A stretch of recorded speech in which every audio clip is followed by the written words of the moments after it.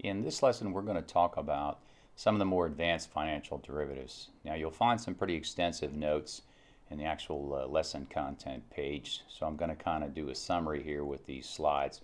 And the first financial derivative that we're going to talk about is a swap.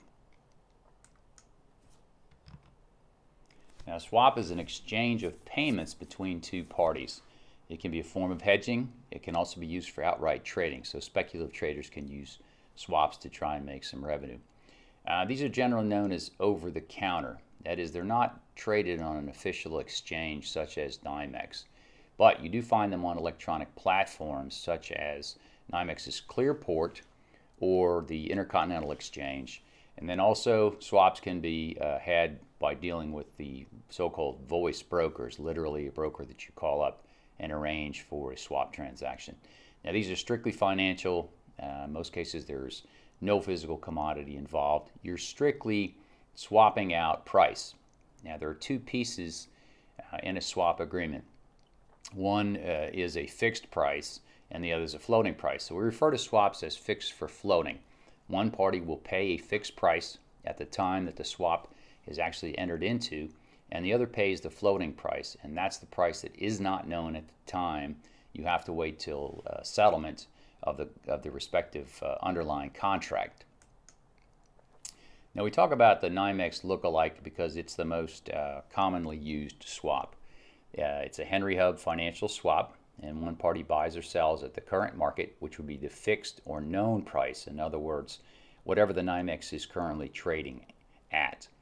And then the counterparty buys or sells. So in other words, the opposite party is going to take the opposite position. They'll buy or sell based on the NYMEX settlement. Now, this is your floating price, and it's unknown at the time of the swap transaction. So in other words, the price floats, as we know, every day as NYMEX changes. So you set a price on the day that you enter into the swap for the specific month and the commodity that you're interested in.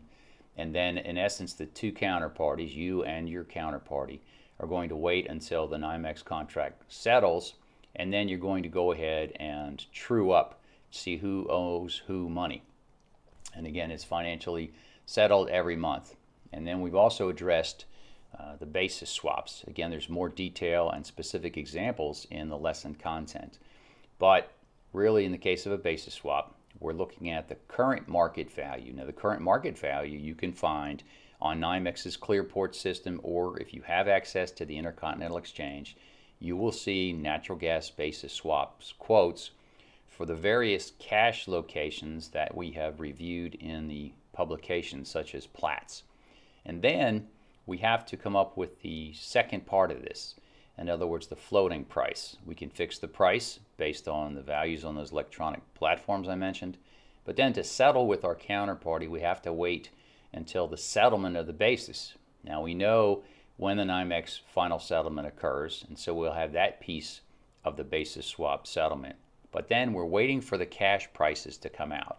So in other words, Platts has their monthly price guide, or as I noticed, it's more commonly known as the Inside FERC postings. So those are the first of month cash prices for the respective location. And when you take the NYMEX settlement and you find the cash location, that difference becomes what we call actual basis. It is the settlement price for the basis swap for that particular location.